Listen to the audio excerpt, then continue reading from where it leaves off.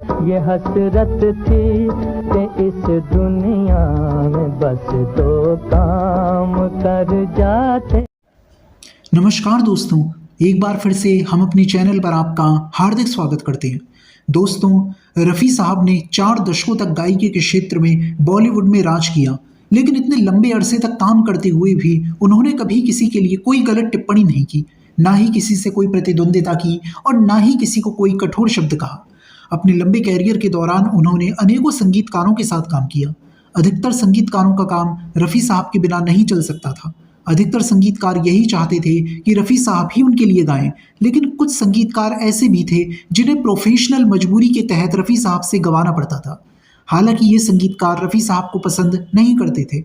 इनमें से कुछ प्रमुख संगीतकार थे अनिल विश्वास, सलील चौधरी और सी रामचंद्र साहब। संगीतकार सी रामचंद्र हिंदी फिल्म संगीत का एक बहुत बड़ा नाम है। सी रामचंद्र का पूरा नाम है रामचंद्र नरहार चितारकर। कुछ लोग उन्हें चितारकर कहकर भी पुकारते हैं। सी रामचंद्र 50 के दशक से ही फिल्म संगीत में सक्रिय थे और 50 के दशक तक आते आते वो एक बड़े संगीतकार के तौर पर स्थापित हो चुके थे और उन्होंने 50 के दौर की कई फिल्मों में बेहतरीन संगीत दिया था। सी रामचंद्र इसलिए भी मशहूर हुए थे क्योंकि उन्होंने 50 के दशक में स्वर कोकिला लता मंगेशकर से कुछ बेहतरीन और यादगार गीत गवाए थे।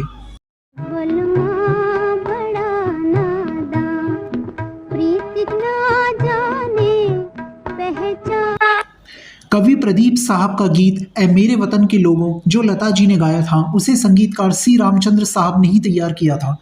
संगीतकार सी रामचंद्र साहब को अनिल विश्वास और सलील चौधरी की ही तरह रफ़ी साहब की गायकी कुछ खास पसंद नहीं थी। रामचंद्र साहब को अनिल विश्वास का करीबी माना जाता है और संगीतकार अनिल विश्वास साहब और संगीतकार नौशाद साहब के बीच 36 का आंकड़ा था। संगीतकार अनिल विश्वास का मानना था कि संगीतकार नौशाद को ज़रूरत से ज़्यादा महत्व दिया जाता है।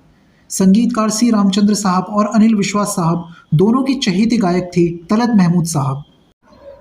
दोस्तों, अब बात करते हैं सी रामचंद्र और रफ़ी साहब के बीच कैसे रिश्ते थे। 1947 से लेकर 1952 के बीच संगीतकार सी रामचंद्र साहब ने रफ़ी साहब से कई फिल्मों में गीत गवाए, जिनमें प्रमुख फिल्में थीं सगाई और साकी। इन फिल्मों में रफ़ी साहब ने कई लोकप्रिय गीत गाए। इन गीतों ने सी रामचंद्र साहब को लोकप्रियता के शिखर पर पहुंचा दिया।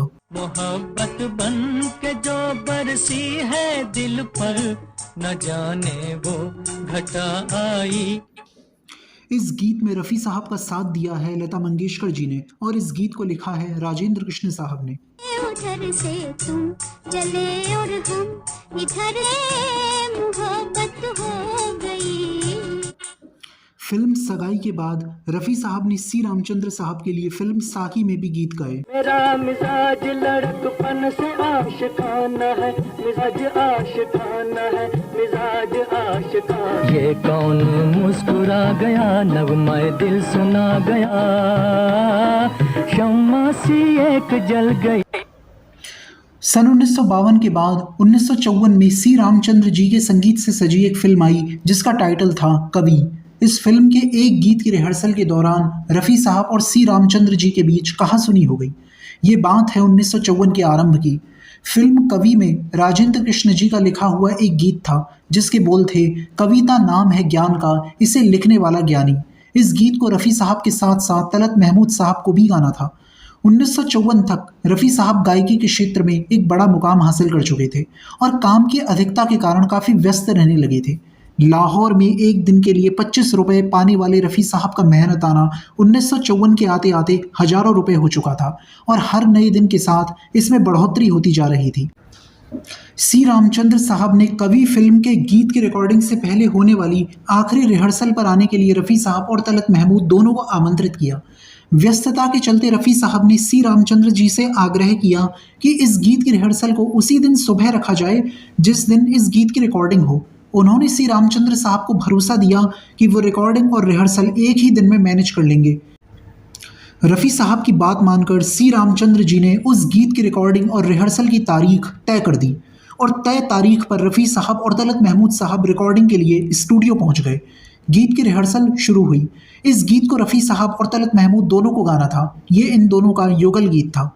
रफ़ी साहब ने अपना पार्ट गाया, लेकिन सी रामचंद्र जी को रफ़ी साहब का गाया हुआ ये हिस्सा कुछ ठीक नहीं लगा। उनके हिसाब से ये वैसा नहीं हुआ जैसा वो चाहते थे। उन्होंने रफ़ी साहब से कहा कि आपने कहा था कि आप रिहर्सल और रिकॉर्डिंग एक ही दिन में मैनेज कर लेंगे, लेकिन अब आप इसे वैसा नहीं गा पा रहे हैं जैसा मैं चाहता हूँ। उन्होंने रफ़ी साहब से आगे कहा कि तलत महमूद जी ने मेरे पॉइंट को अच्छी तरह से समझ लिया है। सी रामचंद्र जी ने रफ़ी साहब पर कटाक्ष किया ताकि उन्हें नीचा दिखाया जा सके। उन्होंने रफ़ी साहब से कहा कि मुझे मालूम है कि आप इस गीत को ठीक से नहीं गा पा रहे हैं। आपने इतने पैसे कमा लिए हैं कि अब आप ज़रा सी भी मेहनत नहीं करना चाहते। ऐसे प्रशिक्षित गायक का क्या फ़ायदा जो किसी गीत को संगीतकार के मन मुताबिक ना गा सके। दोस्तों, इसके बाद जो हुआ उसकी किसी ने कल्पना भी नहीं की थी। हमेशा शांत रहने वाले रफ़ी साहब ने सी रामचंद्र जी को पलटकर करारा जवाब दिया। उन्होंने सी रामचंद्र जी से कहा कि आप मेरे पैसों से ईर्ष्या करते हो। सी रामचंद्र जी ने रफ़ी साहब से कहा कि वो संगीतकार नौशाद की देन है। इस पर भी रफ़ी साहब ने उन्हें पलटकर जवाब दिया। रफ़ी साहब को सी रामचंद्र जी की बात इसलिए ज़्यादा बुरी लगी क्योंकि उन्होंने रफ़ी साहब के समकक्ष तलत महमूद के सामने उनका मजाक उड़ाया था। इसके बाद फिल्म कवि के इस गीत की रिकॉर्डिंग तो हुई और इसे साथ में तलत महमूद और रफ़ी साहब ने गाया भी, लेकिन इसके बाद सी रामचंद्र जी ने रफ़ी साहब के साथ आगे काम करने से इनकार कर दिया। सी रामचंद्र साहब ने तलत महमूद साहब को नंबर 1 गायक की पदवी दी। इसके बाद काफ़ी समय तक सी रामचंद्र साहब और रफ़ी साहब ने साथ काम नहीं किया। हालांकि 3 वर्षों बाद साल 1957 में आई फिल्म बारिश में रफ़ी साहब और सी रामचंद्र जी एक बार फिर से साथ आए। इस बार सी रामचंद्र जी ना चाहते हुए भी अपनी प्रोफेशनल मजबूरी के तहत रफ़ी साहब से गीत गवाने के लिए तैयार हो गए थे। तीसरी बार तेरी गली का आ फेरा है ओ।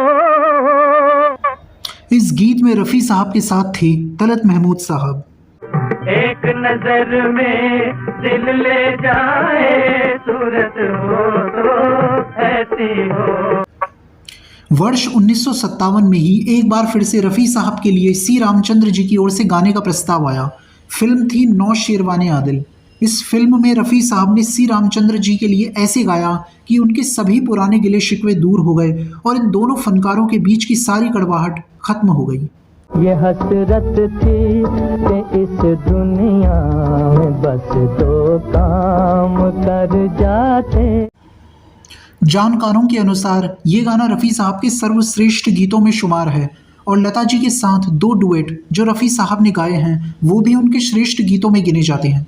इन गीतों में लता जी ने रफ़ी साहब का बहुत ही खूबसूरत साथ दिया है। तारों की ज़बां पर है मोहब्बत की कहानी, है चांद मुबारक हो तुझे रात। कहते हैं जिसे चांदनी है नूर मोहब्बत। तारों से सुनहरी है हमेशा, भूल जाए सारे गम, डूब जाए प्यार में। हंस रहे हैं फूल जो गा रहा है गुलसिता। रफ़ी साहब ने 9 शेरवाने आदिल के गीतों को इतनी शिद्दत से गाया कि उनके और सी रामचंद्र जी के बीच की सारी कटुता क्षण भर में दूर हो गई। बेखुदी में बेखुदी कर रही है गुदगुदी।